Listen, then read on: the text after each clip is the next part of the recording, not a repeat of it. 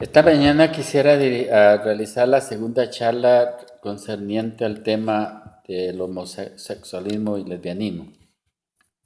Quizás sea la última.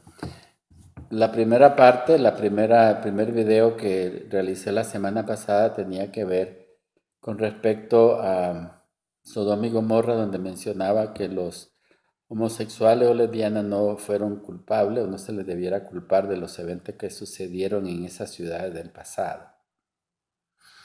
Esta mañana yo quisiera hablar del homosexualismo como un pecado más que he mencionado en las Escrituras.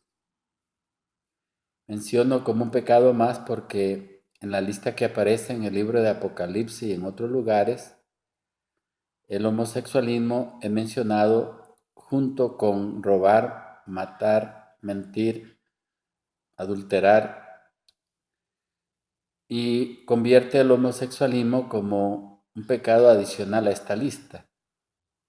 Es decir, en ningún lugar de las Escrituras usted va a encontrar donde la Biblia específicamente dice que todo aquel que practica el homosexualismo o lesbianismo está condenado a una muerte eterna solamente por practicarlo. No. Él está asociado o sencillamente tiene el mismo nivel de pecaminosidad como lo es el matar, el robar, el adulterar, el mentir, el ser avaro y otros pecados más. Si usted es un mentiroso, si usted es un ladrón, si usted es un avaro, un adúltero, usted está dentro de la misma categoría de un homosexual.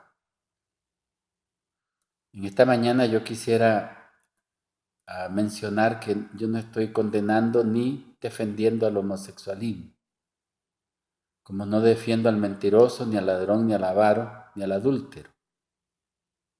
Estoy tratando de dar una exposición lo más equilibrada posible desde un punto de vista religioso, teológico, filosófico, como usted lo quiera llamar. En esta mañana yo quisiera, en pocas palabras, definir lo que es pecado, según las Escrituras. Pecado es una condición, es un estado en el cual tú y yo nacemos. Según David, el día que fuimos fecundados, nacimos o nos convertimos en pecadores. No nos convertimos en pecadores el primer día que violamos una ley moral o violamos los mandamientos de la ley de Dios.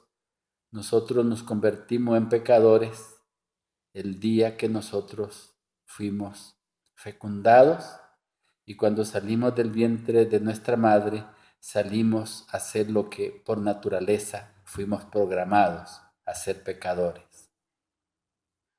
En el transcurso de la vida, todo ser humano, no importa quién ni qué haga, ni en lo que cree, ni en qué cultura, ni estatus social, desarrollamos diferentes tipos de aberraciones o lo que la Biblia denomina pecado. Algunos matan, otros roban, otros adulteran, otros insultan, otros cometen crímenes, otros se dedican a carreras violentas, etcétera, etcétera. Pero todos, absolutamente todos somos pecadores. Pecado en la Biblia no solamente realizar un acto, es pensarlo. Y eso nos incluye a todo y nos mete a todo en el mismo bote, en el mismo barco, en el mismo saco. Todos, absolutamente todos somos pecadores. Solamente que practicamos o nos dedicamos a practicar diferentes cosas que son contrarias a la ley de Dios. Dicho esto, la pregunta es entonces por qué muchos predicadores, evangelistas y una cantidad grande de cristianos insultan, condenan, vituperan, escarnizan a los homosexuales. ¿Cuál es la razón? Una de ellas pudiera ser porque se nos ha enseñado como cristianos o hemos leído que el verdadero patrón a seguir, el verdadero modelo es el modelo del Edén, lo cual de acuerdo a las Escrituras es correcto, eso no lo vamos a debatir. Génesis describe que el matrimonio debe ser realizado entre un hombre y una mujer o una mujer y un hombre. La Biblia no da espacio para hablar de que debe ser realizado entre un hombre y un hombre, una mujer y una mujer. Ese es el contexto bíblico. Pero por alguna razón que no sabemos, y digo no saber, porque si nos ponemos a hablar aquí de que el homosexualismo es una enfermedad como el alcoholismo, o es un acto aberrante como son muchos otros que practicamos, o el homosexual, como dicen algunos, no nace sino que se hace. Entonces estamos entrando en una área muy difícil de definir y en eso no me quiero involucrar. Lo que quiero mencionar en esta mañana es que mi tema no es para defender ni condenar a los homosexuales, es solamente hacer una exposición lo más centrada posible para que nos ayude a entender cuán pecadores somos todos. Y la otra razón por la cual nosotros discriminamos, ya que nuestra mente está programada para mirar a un hombre y a una mujer, como decía más en un momento, de acuerdo al modelo bíblico, muchos saltan violentamente con mucha ira cuando ven a dos hombres tomados de la mano o a dos mujeres que están casadas.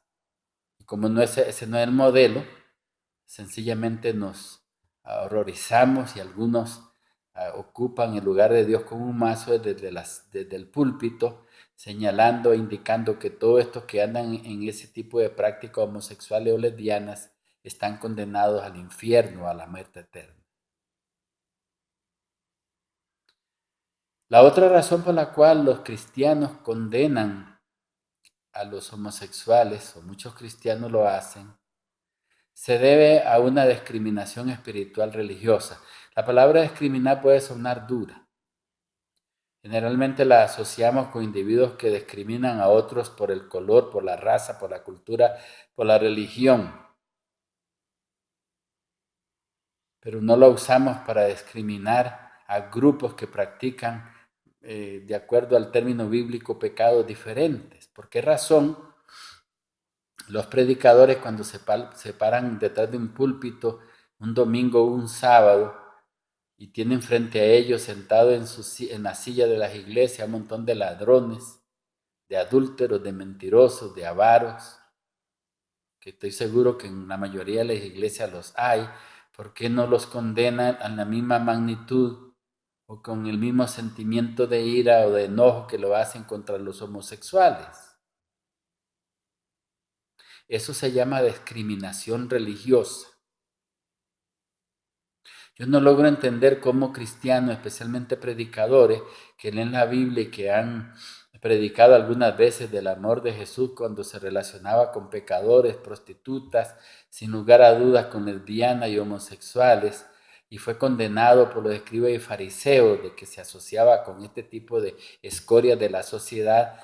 ¿Por qué razón después de leer todo eso, cuando se paran detrás del púlpito, ellos condenan un tanto enojo y tanto énfasis de ira en contra de los homosexuales? Voy a agregar algo sin tratar de condenar y defender al otro grupo. Pero hay estadísticas serias donde se habla de pastores que están en adulterio. Bueno, eso sí no es un secreto, hay un montón de pastores que andan robando dinero, levantando fondos para tener yates, tener mansiones y tener aviones privados. Son ladrones. Hay estadísticas que demuestran que una grande de pastores se dedican a la pornografía y a otras prácticas sexuales aberrantes. Y todavía peor los sacerdotes, que andan violando niños y escondiendo debajo de las sotanas para practicar el homosexualismo. Y me imagino monjas que detrás de sus hábitos practican el lesbianismo. Por esa razón debemos de ser bien equilibrados, porque cuando hablamos de homosexualismo y lesbianismo en términos espirituales, absolutamente todos somos pecadores y todos necesitamos la gracia de Dios para salvarnos. Ahora, si alguno que escucha esto no es cristiano y no cree en la Biblia, no importa lo que practica, es problema suyo. Pero estamos hablando a individuos que temen a Dios y que quieren ser salvos. La pregunta es, ¿qué tiene que hacer un ladrón para entrar al reino de los cielos? Dejar de robar. Un mentiroso, dejar de mentir. Un homosexual, dejar de practicar el homosexualismo. un adúltero dejar de adulterar. Todos entramos en la misma situación, en el mismo criterio. Pero cuando hablamos de la salvación, quién se salva y quién no, es por gracia y el único que puede determinar eso es el Creador de todas las cosas. Habrá un momento crítico en la vida de cada uno de nosotros, no importa lo que hayamos creído o practicado, lo mismo que sucedió con el ladrón en la cruz, en ese último momento, en ese último suspiro, en esos últimos segundos tuvo una comunicación, un diálogo íntimamente privado con el Creador. El ladrón estaba allí, pero aprovechó sus últimos segundos para arrepentirse y ser aceptado, para ser un individuo más en el reino venidero. Ese es un diálogo íntimo, privado, donde nadie se debe meter, y ese momento lo tendremos un día tú y yo. Por favor, dejemos de discriminar y dejemos de levantarnos en ira como con un mazo en los púlpitos, diciendo así es, así se condenan los homosexuales, y se paran con energía, con un tremendo odio, un mazo, una piedra, para tirarle a los homosexuales, cuando hay una montaña encima de muchos predicadores y cristianos o religiosos que está por caer encima de ellos de tanta aberración y pecados que practican. La salvación es un don, es un regalo que nadie merece. Es un don, un regalo otorgado en esa última confesión, en esos últimos segundos, en el cual usted y yo un día confesaremos y nos arrepentiremos realmente de lo que hemos hecho. Y Dios decidirá si seremos dignos o no dignos del reino de los cielos.